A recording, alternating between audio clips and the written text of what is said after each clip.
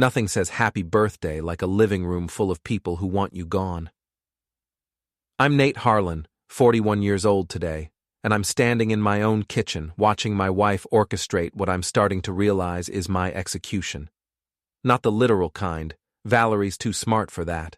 This is the suburban assassination, the kind where you smile for the cameras and bleed out slowly from 1,000 polite cuts. "Nate, honey," Valerie calls from the living room, her voice dripping with that sugary tone she reserves for social performances. "Can you grab those folding chairs from the garage? We need 6 more." I look at my daughter Zoe, who's leaning against the counter with her phone, pretending not to pay attention. She's 16, sharp as a knife, and she's giving me this look, the kind that says, "Don't go in there, Dad." But I'm already moving, because that's what I do. I'm the guy who fetches chairs, fixes sprinklers, and apparently doesn't notice when his whole life is being dismantled. The party's been going for 2 hours. Valerie's entire family showed up. Her mother Edith, who's hated me since the day we met, her sister Tessa, who treats me like I'm the help, and about 20 cousins, aunts, and assorted relatives who smile at me like I'm a particularly dim-witted golden retriever. The house smells like expensive catering and cheaper perfume. And then there's Colin. Colin Masters, investment advisor, family man, wearer of suits that cost more than my first car. He's married to Valerie's cousin Lisa, which technically makes him family. He's also been sleeping with my wife for the past 8 months. I've known for 6. I push through the crowd, catching fragments of conversation. Mrs. Devine from next door is here naturally. That woman could hear a secret whispered in a hurricane. She's talking to one of Valerie's aunts about property values. Tessa's husband Derek sits in the corner, silent as always, watching everything with those vacant eyes. The garage is attached but separate, accessible through a side door off the kitchen. I push it open and flip on the light. That's when I see it. My suitcase, the big one, the one I use for week-long trips. It's sitting in the middle of the garage floor, fully packed, zipped shut. Next to it is a cardboard box with some of my stuff, photos, books, my old military medals. There's a note taped to the suitcase. I pick it up with hands that have suddenly gone cold. "Surprise! We've got a new head of the family. You're out. Everyone voted for it. New locks go on at 8 p.m. Don't make a scene. It's better this way. Happy birthday, V." I read it twice, then 3 times. The words don't change. I look up at the window that faces into the house, the one with the view into the dining room. Through it, I can see them. Valerie, Colin, Tessa, Edith, and about a dozen others. They're raising glasses, champagne, they're toasting. Colin has his arm around Valerie's waist. Edith is smiling, actually smiling, something I've never seen her do in my presence. Tessa catches my eye through the window and her smile gets wider. She raises her glass directly at me. I stand there for maybe 30 seconds, suitcase in one hand, note in the other, watching my wife and her family celebrate my removal from my own life. The home automation system I installed, the one I designed and programmed myself, hums quietly around me. Every light, every lock, every camera, every speaker in this house runs through code I wrote. They think they're so clever. I pull out my phone and make one call. "Rich, it's me. Yeah, it's time. Do it."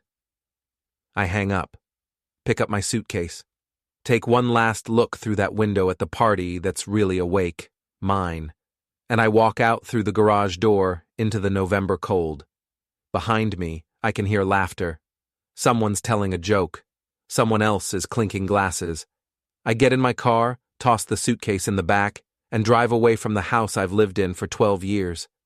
In my rearview mirror, I can see the lights blazing, the silhouettes of people who voted me off the island.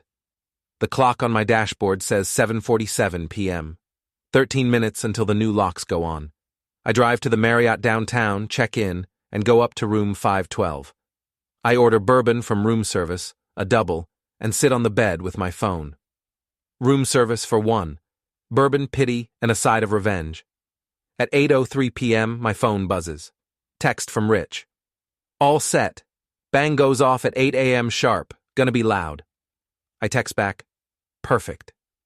Then I open my laptop and start going through files. Everything I need is here. Group chat logs that Zoe's been secretly forwarding me for weeks. Photos, bank account information, property deeds, the original mortgage documents that Valerie never actually read, the ones that show I'm the sole owner of the house, not joint. She signed as a co-borrower, but I'm the only one on the title. My lawyer buddy Jake confirmed it 3 months ago. I pull up the home automation master control. Every system in that house runs through my phone. Locks, cameras, sprinklers, garage doors, alarm system, even the fancy speakers Valerie insisted we install in every room. At 11:47 p.m., I get a text from Zoe. Dad, where are you? I text back, safe. You okay? Yeah. Mom's drunk. Colin's still here. This is so messed up. I know, kiddo. Hang tight. Tomorrow's going to be interesting. What are you going to do? Something they'll remember. I don't sleep much. I lie there in the hotel bed, drinking bourbon and watching the ceiling, thinking about every moment that led here. The way Valerie started working late 6 months ago, the new perfume, the way she'd smile at her phone and then quickly put it away when I walked in. Colin showing up at family events more often, always finding reasons to talk to her privately. The thing is, I could have lived with the affair. People cheat. Marriages fall apart. It happens. But the vote, the coordinated family ambush, the birthday surprise eviction, that was personal. That was war. At 7:55 a.m., I'm showered, dressed, and drinking hotel coffee that tastes like burnt cardboard. I'm watching the clock on my phone. At exactly 8:00 a.m., I tap one button on my phone. The show begins. The first thing that happens is the garage door. I programmed it to open and close repeatedly, as fast as the motor can handle, while simultaneously triggering every alarm in the house. The sound, according to Rich, who's parked 3 blocks away with binoculars, is like a metal band having a seizure. The second thing is the sprinklers. All of them. Front yard, backyard, side yard. Full blast. It's 42 degrees outside and water is shooting everywhere, flooding the lawn, the driveway, the front steps. The third thing is the locks. Every door in the house locks simultaneously from the inside. Bedrooms, bathrooms, closets. The front door locks from the outside. The fourth thing is the speakers. Every speaker in every room starts blasting the same message on loop volume at maximum. Surprise! You're the new head of nothing! Surprise! You're the new head of nothing! Rich calls me at 8:03 a.m., laughing so hard he can barely talk. Dude, your mother-in-law just ran outside in her nightgown. The sprinklers got her. She looks like a drowned rat. Colin's trying to turn off the garage door, but he can't figure it out. This is the greatest thing I've ever seen. Any cops yet? Nah, but Mrs. Devine is filming from her window. This is going to be all over the neighborhood Facebook page in like 10 minutes. Good. What about Valerie? She's screaming at Colin. Can't hear what she's saying, but she's pointing at the garage. Oh, wait. Oh, man. She just tried the front door. It's locked. She's locked out of her own house. This is gold, Nate. Pure gold. I'm drinking my terrible hotel coffee and smiling for the first time in months. Okay, phase 2.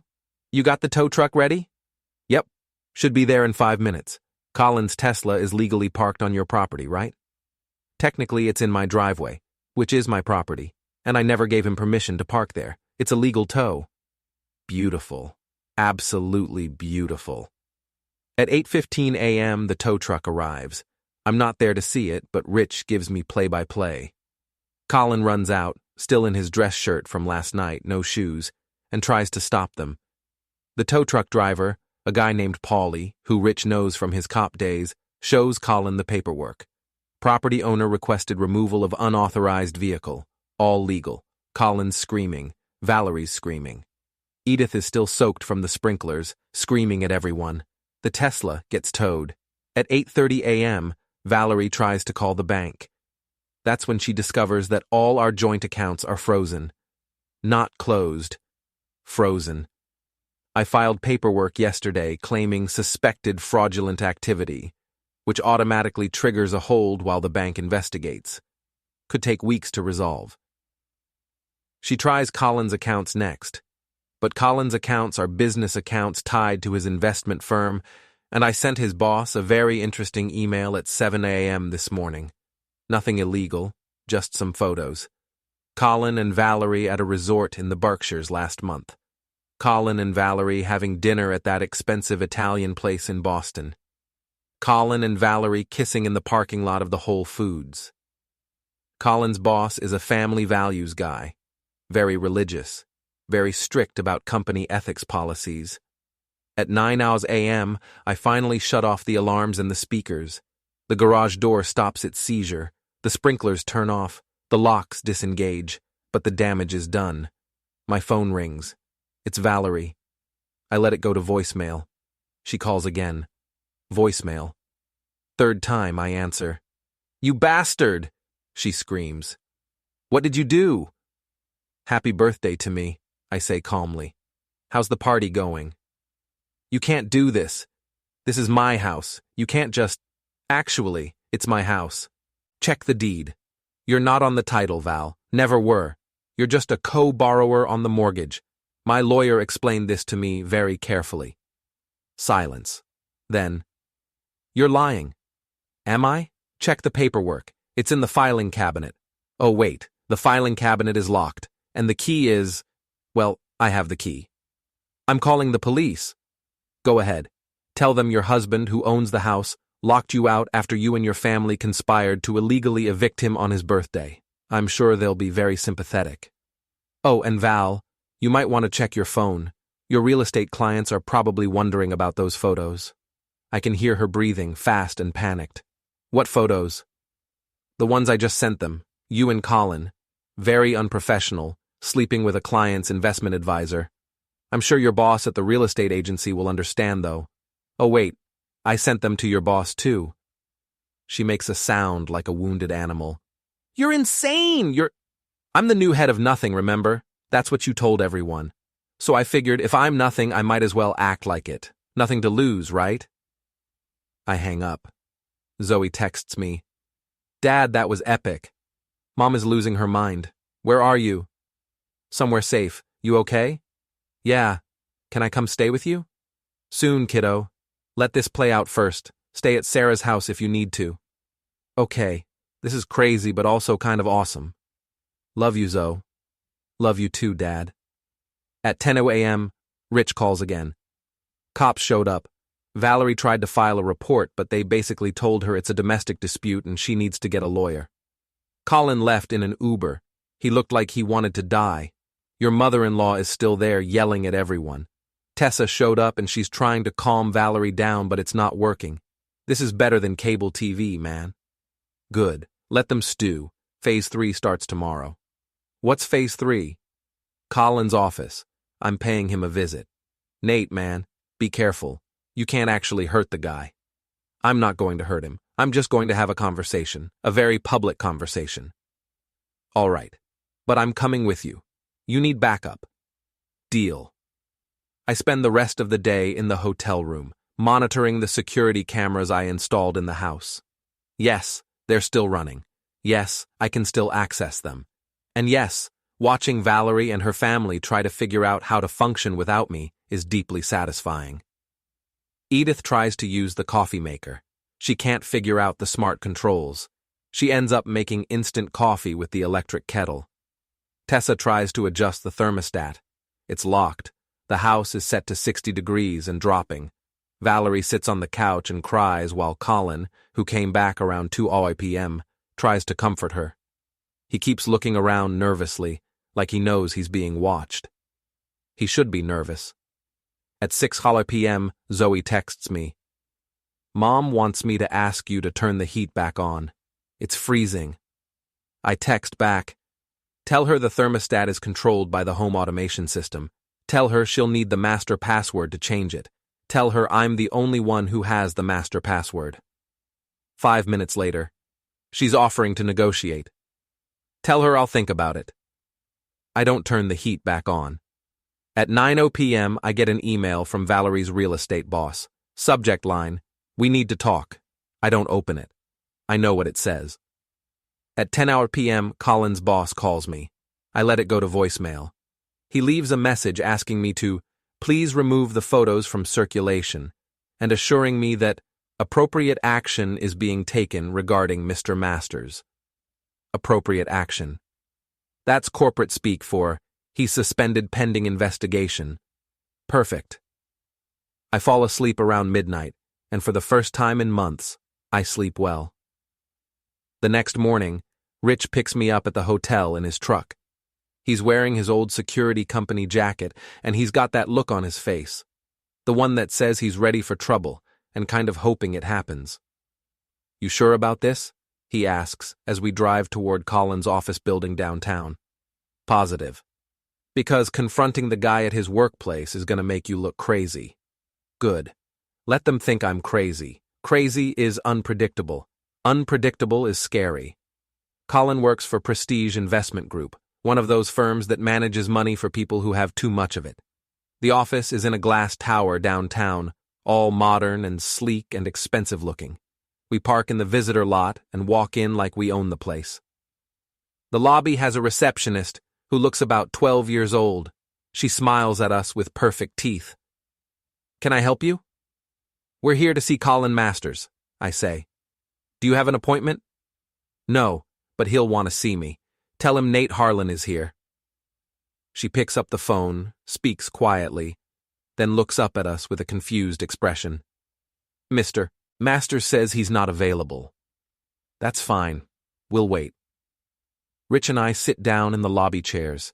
They're uncomfortable and modern, designed to make you leave quickly. We sit there for 20 minutes. Other people come and go, men in suits, women in power outfits, everyone looking important and busy. Finally, Colin comes down. He looks terrible. His suit is wrinkled, his hair is messy, and he's got dark circles under his eyes. He walks up to us and speaks in a low, tight voice. You need to leave. Now. I stand up slowly. Rich stands up too, positioning himself slightly behind Colin. We need to talk, I say. We have nothing to talk about. You're harassing me. I could call the police. Go ahead, call them. Tell them about how you and my wife conspired to illegally evict me from my own house. Tell them about the affair. Tell them about the family vote. I'm sure they'll be fascinated.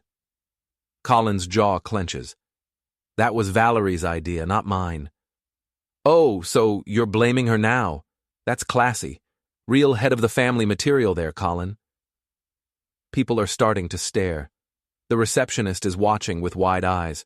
A couple of guys in suits have stopped near the elevator, pretending to check their phones, but clearly listening. You're making a scene, Colin hisses. Good. Let's make it bigger. I raise my voice, just enough to carry across the lobby. Tell everyone here how you've been sleeping with your wife's cousin. Tell them how you helped orchestrate a surprise eviction on my birthday. Tell them how you thought you could just take over my life, my house, my family, and there wouldn't be consequences. Colin's face goes bright red. Shut up. Shut up. Or what? You'll vote me out? Too late, buddy. I already voted myself out, and I took everything with me. That's when Colin makes his mistake.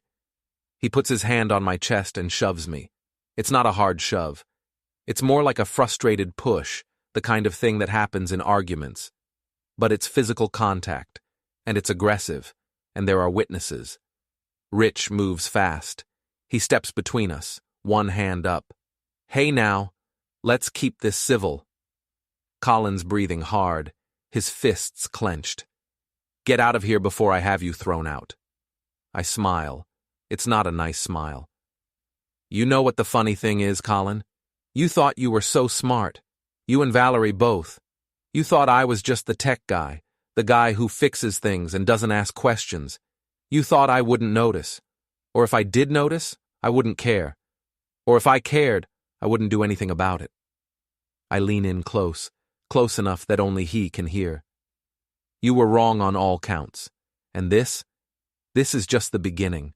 Touch my daughter, or my house, or anything that belongs to me again, and I'll bury you in paperwork so deep you'll wish for prison.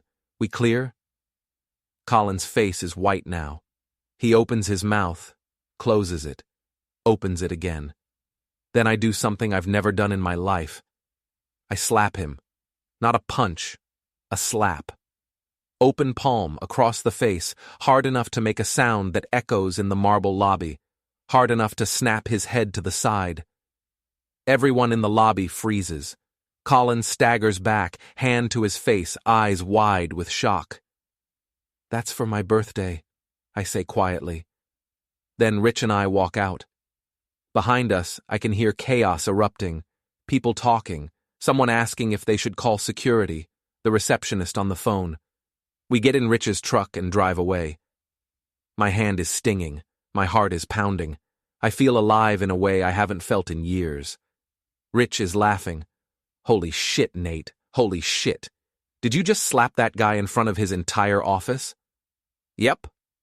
That was either the stupidest or the smartest thing you've ever done." Probably both. My phone starts ringing. It's a number I don't recognize. I answer. "Mr. Harlan?" A woman's voice, professional and cold. "This is Detective Sarah Morrison with the Boston Police. We've received a complaint about an incident at 200 State Street. I need you to come down to the station to answer some questions." "Of course, Detective. When would you like me to come in?" "As soon as possible, please." "I'll be there in 30 minutes. I hang up and look at Rich. "Police station?" he asks. "Police station." "Want me to come?" "Nah. This is something I need to handle alone. But do me a favor. Go by the house. See what's happening. Take pictures if anything interesting is going on." "You got it." He drops me off at District 4 station. I walk in, tell the desk sergeant I'm there to see Detective Morrison, and sit down to wait. 20 minutes later, a woman in her 40s with short gray hair and tired eyes comes out to get me. We go to an interview room, not an interrogation room, just a regular conference room with a table and chairs. "Mr. Harlan, I'm Detective Morrison. Thank you for coming in." "Of course. How can I help?" "We received a complaint from a Colin Masters. He says you assaulted him at his workplace this morning." "I slapped him. There's a difference." "Why did you slap him?" "Because he's been sleeping with my wife, and he helped her orchestrate an illegal eviction from my own house on my birthday, and because he put his hands on me first." Detective Morrison writes something down. "Can you elaborate on the eviction?" I tell her everything. The birthday party, the garage, the suitcase, the note, the family vote. I show her photos of the note on my phone. I show her the group chat messages that Zoe forwarded me, where Valerie and her family discussed getting rid of Nate and making it look like his idea. Detective Morrison reads through everything carefully. "This is unusual," she finally says. "That's one word for it. Mr. Masters says you've been harassing him. Vandalism, theft of his vehicle, cyber attacks on his home. The vehicle was illegally parked on my property. I had it towed. That's not theft, that's property rights. As for the home systems, I installed them, I programmed them, and I'm still the legal owner of the property. Check the deed. I'm not harassing anyone. I'm protecting my assets from people who tried to steal them." "And the slap?" "He put his hands on me first. There were witnesses. Check the security footage from the building. I'm happy to press charges for assault if he wants to go that route." Detective Morrison sighs. She looks like she's dealt with too many domestic disputes, and she's tired of all of them. "Mr. Harlan, I'm going to be straight with you. This is a mess. You're both wrong, you're both right, and you're both making it worse. My advice? Get a lawyer, file for divorce, and let the courts sort it out. What you're doing right now, the revenge stuff, it's not going to end well for anyone. With respect, Detective, they started this. I'm just finishing it. That's what everyone says, and then someone ends up in the hospital or worse. I'm not going to hurt anyone.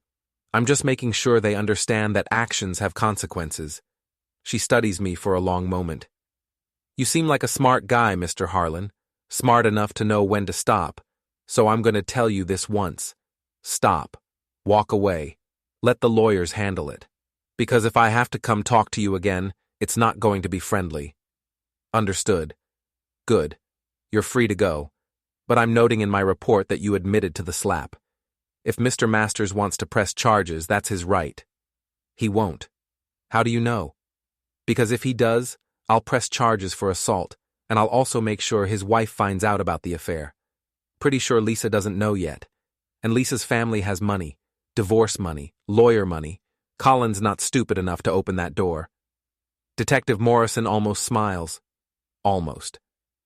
Get out of here, Mr. Harlan, and stay out of trouble. I leave the station and call an Uber back to the hotel. On the way, I check my phone. 3 missed calls from Valerie, 2 from Tessa, and 1 from a number I don't recognize. There's also a text from Zoe. Dad, Mom is freaking out. She got something in the mail. She won't tell me what it is, but she's crying. I know what it is. It's the notice from my lawyer. Dissolution of marriage paperwork, asset inventory, restraining order against Colin coming within 500 feet of the property. I text back, "You okay?" "Yeah, I'm staying at Sarah's tonight. Her mom says I can stay as long as I need to." "Good. Stay there. This is going to get worse before it gets better." "I know. Be careful, Dad." Always. That night, lying in my hotel room, I get an anonymous text from a number I don't recognize. "You think you've won. You're not done until we say you are." I stare at it for a long time. Then I forward it to Rich with a message. "Someone's feeling brave. Time to find out who." His response comes back immediately. "On it." I fall asleep with my phone in my hand, wondering who in Valerie's family is stupid enough to threaten me directly. I'm about to find out. I wake up at 6:00 a.m. to my phone ringing. It's the hotel front desk. "Mr. Harlan, there's a police officer here to see you." My stomach drops. "Send them up." 5 minutes later, there's a knock on my door. I open it to find a uniformed officer, young guy with a serious face. "Mr. Harlan? I'm Officer Chen. We received a call about a break-in at your registered address, 2847 Maple Street." "That's my storage unit. What happened?" "Someone broke in last night. Made a mess. The facility manager found it this morning and called it in. We need you to come down and assess what was taken." "I'll be right there." I throw on clothes and follow the officer to the storage facility on the edge of town. It's one of those places with rows of orange doors and security cameras that may or may not work. The manager, a nervous guy named Pete, meets us at my unit. The door is hanging open, the lock cut clean through. Inside is chaos. Boxes torn open, contents scattered everywhere. My old military gear thrown around like garbage. Photos ripped and scattered. My tools, my equipment, everything I moved out of the house, destroyed or missing. And on the back wall, spray painted in red, "Out for good." Officer Chen takes photos while I walk through the wreckage. My hands are shaking. This isn't just vandalism. This is personal. This is someone telling me they can get to me anywhere. "Any idea who might have done this?" the officer asks. "Yeah, I've got a pretty good idea." "Who?" "My wife's family. They're not happy about the divorce." "You'll need to file a formal report, but I have to tell you, without witnesses or camera footage, it's going to be hard to prove who did it." "What about the security cameras here?" Pete, the manager, shakes his head. "They've been broken for 3 months. Keep meaning to fix them. Sorry, man." Of course they have. I file the report, give Officer Chen my contact information, and spend the next 2 hours sorting through the wreckage. Most of it is ruined. Photos of Zoe as a baby, torn in half. My discharge papers from the Marines, spray painted over. My tools, stolen or destroyed. They wanted to hurt me. They succeeded. I call Rich. "Someone hit my storage unit last night." "Shit, how bad?" "Bad. Everything's trashed. And there was a message. Out for good." "Same as the text you got?" "Yeah." "Okay, that narrows it down. Someone in the family is coordinating this. My money's on Tessa. She's always been the mean one." "Or her husband Derek. He's been awful quiet through all this." "Want me to do some digging?" "Yeah, but be careful." Whoever did this is escalating. They're not playing games anymore. Neither are we. I spend the rest of the day at the storage unit, salvaging what I can. Around 3:00 p.m., Zoe calls. "Dad, I need to tell you something." "What's wrong?"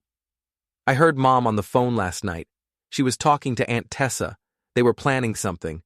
Something about teaching you a lesson and making sure you understand." "Did they say what?" "No, but Mom sounded really angry, scary angry, and then she said something about Uncle Derek helping." Derek. Tessa's silent husband. The one who sits in corners and watches. "Zoe, I need you to stay at Sarah's. Don't go home. Don't go anywhere alone. You understand?" "Dad, you're scaring me." "I know, kiddo, but I need you to trust me.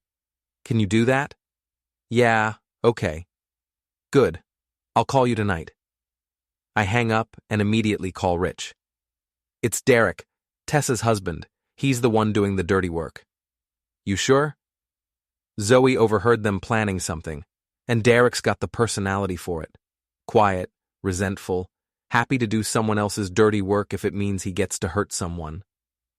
"All right, I'll track him down. See what he's up to. Be careful. Always am." That night, I don't go back to the hotel. Instead, I go to Rich's place, a small house on the outskirts of town. He's got security cameras, motion sensors, and enough paranoia to make Fort Knox jealous. We sit in his living room, drinking beer and watching the feeds from my house cameras. Valerie's there, pacing.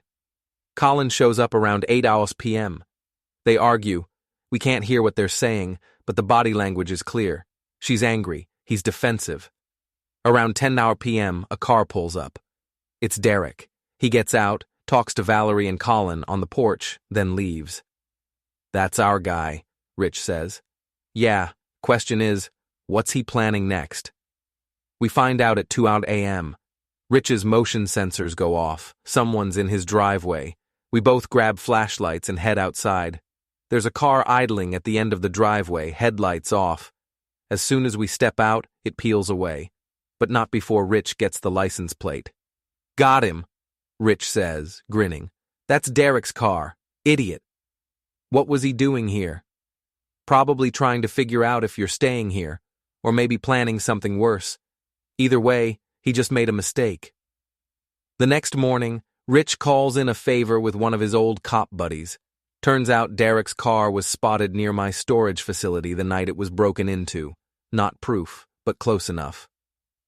"We could file a police report," Rich says, "but that'll just tie it up in the system for months, or we handle it ourselves, legally, but personally. What are you thinking?" "I'm thinking Derek needs a wake-up call. Something that reminds him that messing with you means messing with people who know how to mess back." I think about it. About the ransacked storage unit. About the threats. About Zoe being scared. "Do it," I say. "But nothing illegal. I'm not going to jail for these people. Trust me." 2 days later, Derek finds out that his car has been reported to the DMV for expired registration. It hasn't expired. Rich just filed a false report that triggers an automatic investigation. Derek's car gets towed from his workplace parking lot. He also finds out that someone filed a complaint with his employer about workplace harassment. Nothing specific, just enough to trigger an HR investigation. Derek works for a tech company with a zero-tolerance policy. He's suspended pending review. And finally, someone, we never find out who, wink wink, sends Tessa an anonymous package containing photos of Derek at a bar with another woman. The woman is actually Rich's cousin, and nothing happened, but the photos look damning. Derek's life falls apart in 72 hours. 3 days later, I get a call from an unknown number. "Nate, it's Tessa." I almost hang up, but something in her voice stops me. "What do you want?" "I want to apologize. Derek, he went too far. The storage unit, the threats. I didn't know he was going to do that, I swear." "But you knew he was doing something." Silence. Then, "Yes." "And you didn't stop him?"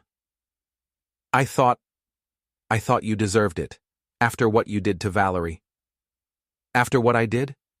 Tessa, she tried to evict me from my own house on my birthday. She's been cheating on me for months. What exactly did I do? More silence. I'm sorry, she finally says. I'm sorry. This whole thing got out of control. It was supposed to be, I don't know, a clean break. Valerie said you'd understand, that you'd just leave quietly. Well, I didn't. And now here we are. Can we stop this? Please? Derek lost his job. My marriage is falling apart. Valerie's about to lose her real estate license. Colin's been fired. This has to end. It ends when I say it ends. Nate, please. I hang up. Rich looks at me. Feel better? Not really, but we're getting close. Close to what? The end game. They're falling apart. Now we just need to finish it. How? I smile. It's not a nice smile. Family meeting. One last time. At the house. Everyone together. That's either brilliant or suicidal. Probably both. But I'm done hiding. Time to face them all at once. When? Tomorrow night. I'll send the invitations. This is going to be insane. Yeah, I say. It is. I send the message at noon the next day. Group text to Valerie, Colin, Tessa, Derek, Edith, and about a dozen other family members. Family meeting. Tonight, 7 p.m. at the house. Everyone needs to be there. We're settling this once and for all. Nate, Valerie calls immediately. I don't answer. She texts. You can't just demand a meeting. This is my house. I text back. Check the deed. It's my house. You're living there by my permission. Permission I can revoke at any time. Be there at 7 or be homeless by 8. She doesn't respond. By 6 p.m., Rich and I are parked 3 blocks from the house, watching the security camera feeds on my phone. People start arriving. Valerie's there, of course. Colin shows up, looking nervous. Tessa and Derek arrive separately. Apparently, they're not speaking. Edith comes with 2 of her sisters. More cousins, more aunts, more people who voted to kick me out. At 6:55 p.m., Rich and I drive up. We park right in the driveway, blocking everyone in. You ready for this? Rich asks. No, but let's do it anyway. We walk up to the front door. I use my key. Yes, I still have a key. And no, they never thought to change the locks because they don't have the master code for the smart lock system. The door opens. Everyone's in the living room. Probably 20 people, all staring at us as we walk in. Valerie stands up. You can't just walk in here like you own the place. I do own the place. Legally, financially, completely. You're squatters. That's not... Check the deed, Val. I've been telling you this for days. You never bothered to read the paperwork when we bought the house. You just signed where I told you to sign. The house is in my name. Only my name. You have no legal claim to it. Edith stands up, her face purple with rage. This is family property. You can't just... It's not family property. It's my property. And all of you conspired to illegally evict me from it. That's a crime, by the way. Forcible eviction without legal process. I could have every single one of you arrested. The room goes silent. Colin tries to speak. Nate, let's be reasonable. Reasonable? You want to talk about reasonable? Let's talk about how you've been sleeping with my wife for 8 months. Let's talk about how you helped her plan a surprise eviction on my birthday. Let's talk about how you thought you could just slide into my life and take over. It wasn't like that, Colin says weakly. Then what was it like? Explain it to me. Explain it to everyone here. He can't. He just stands there looking at the floor. I turn to the room. Here's what's going to happen. All of you are going to leave. Tonight. Now. And you're never coming back. Valerie, you have 1 week to remove your personal belongings. After that, anything left in this house becomes my property and will be donated or destroyed. You can't do this, Valerie shouts. Watch me. That's when Derek makes his move. He's been standing in the corner, quiet as always, but now he steps forward. He's got something in his hand, a tire iron. You're not throwing us out, he says. We're not leaving. Rich moves fast, positioning himself between Derek and me. Put it down, buddy. You don't want to do this. Get out of my way.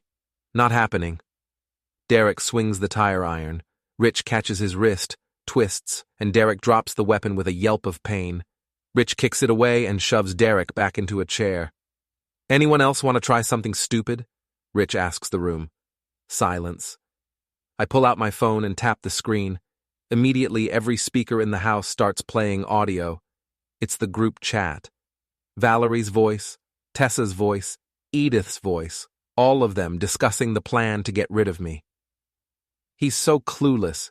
He won't even see it coming. We just need to make it look like his idea. Colin will be so much better for the family. Nate's always been a burden. The audio plays for 30 seconds. Then I shut it off. That's all of you, I say quietly. Conspiring, planning, betraying. And you want to talk about family? You want to talk about loyalty? You're all hypocrites. Edith is crying now. Tessa's staring at the floor. Valerie's face is white. Get out, I say again. All of you, now. Slowly they start to move. One by one they file out. Some of them are crying. Some are angry. Derek has to be helped out by Tessa, his wrist still hurting from Rich's grip. Colin is the last to leave. He stops at the door and turns back. I'm sorry, he says. No, you're not. You're sorry you got caught. There's a difference. He leaves. Finally, it's just Valerie. She's standing in the middle of the living room, looking around like she's seeing it for the first time.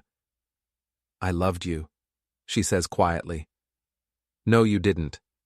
You loved what I could give you. The house, the lifestyle, the stability. But you never loved me. That's not true. Then why did you do it? Why the affair? Why the betrayal? She doesn't answer. You have 1 week, I say. After that, the locks change and you're not getting back in. She walks to the door, stops, turns back. What about Zoe? Zoe can stay with me. She's old enough to choose, and she's already chosen. Valerie's face crumples. For a moment, I almost feel sorry for her. Almost. Then I remember the suitcase in the garage, the note, the champagne toast. She leaves. Rich and I stand in the empty house. It's quiet, peaceful. That was intense, Rich says. Yeah. You okay? I will be. We spend the next hour changing all the locks, resetting all the passwords, securing everything. By 10 p.m., the house is mine again. Completely, totally mine. I call Zoe. Hey, kiddo, want to come home? Really? Really, it's safe now, it's over. I'll be there in 20 minutes. She shows up with Sarah's mom, who gives me a hug and tells me she's proud of me for standing up for myself. Zoe runs inside and looks around like she's seeing the place with new eyes. It feels different, she says. It is different. It's ours now. Just us. I like that. We order pizza and watch terrible movies until midnight. For the first time in months, the house feels like home. The next morning, I get a call from my lawyer. Nate, it's Jake. You need to see this. See what? Valerie's lawyer filed a motion claiming you engaged in domestic abuse and illegal eviction. They're asking for an emergency restraining order. My stomach drops. What? Don't worry. I've got the security footage, the group chat logs, everything. We'll fight it. But you need to be prepared. This is going to get ugly. It's already ugly. It's about to get uglier. He's right. Over the next week, Valerie's lawyer files motion after motion, claims of abuse, harassment, theft, illegal eviction. None of it sticks because I've got evidence for everything, but it's exhausting. Court dates, depositions, paperwork. Colin's wife Lisa files for divorce. Apparently, she did find out about the affair, and she's taking him for everything he's worth. Tessa and Derek separate. Derek moves out, and Tessa tells anyone who'll listen that I destroyed her marriage. Edith stops speaking to me entirely. I'm fine with that. But through it all, Zoe stays with me. She testifies in court about what she heard, what she saw, what she knew. She's brave and honest, and I've never been more proud of her. The judge, a no-nonsense woman in her 60s, listens to everything, reviews all the evidence, reads the group chat logs, watches the security footage. Then she makes her ruling. Mrs. Harlan, your claims of abuse are without merit. The evidence clearly shows that you and your family conspired to illegally evict Mr. Harlan from his own property. Furthermore, your affair with Mr. Masters demonstrates a pattern of deception. I'm denying your motion for a restraining order, denying your claim to the property, and granting Mr. Harlan full custody of the minor child, pending final divorce proceedings. We're done here. Valerie tries to appeal. It's denied. She tries to claim half the house in the divorce. The judge laughs, actually laughs, and points out that she's not on the deed. She tries to get alimony. The judge awards her exactly $0, citing her affair and conspiracy to commit illegal eviction. 6 months later, the divorce is final. I get the house, full custody of Zoe, and my life back. Valerie moves in with Colin, who's living in a small apartment now that Lisa took everything in their divorce. Tessa and Derek get back together, but they're miserable. Edith refuses to speak to any of them, blaming everyone but herself for the family falling apart. And me? I'm sitting on my porch on a Saturday morning, drinking coffee and watching Zoe practice driving in the driveway. She's terrible at it, but she's learning. Rich pulls up in his truck. "Morning," he says, climbing out. "Morning. How's it feel?" "How's what feel?" "Winning." I think about it, about everything that happened, the betrayal, the revenge, the fallout. Honestly, it feels like I survived. That's enough. That's more than enough, brother. We sit there in silence for a while, watching Zoe nearly take out the mailbox. "You ever regret it?" Rich asks. "Going nuclear on them?" "No, they started it. I just finished it." "Fair enough." Zoe finally parks the car, crooked but parked, and runs up to the porch. "Dad, I did it. I parallel parked." "That wasn't parallel parking, kiddo. That was creative parking." "Close enough." She hugs me, and for a moment, everything else falls away. The revenge, the betrayal, all of it. This is what matters. This right here. Family's overrated, I think. But the people who actually love you, they're worth fighting for.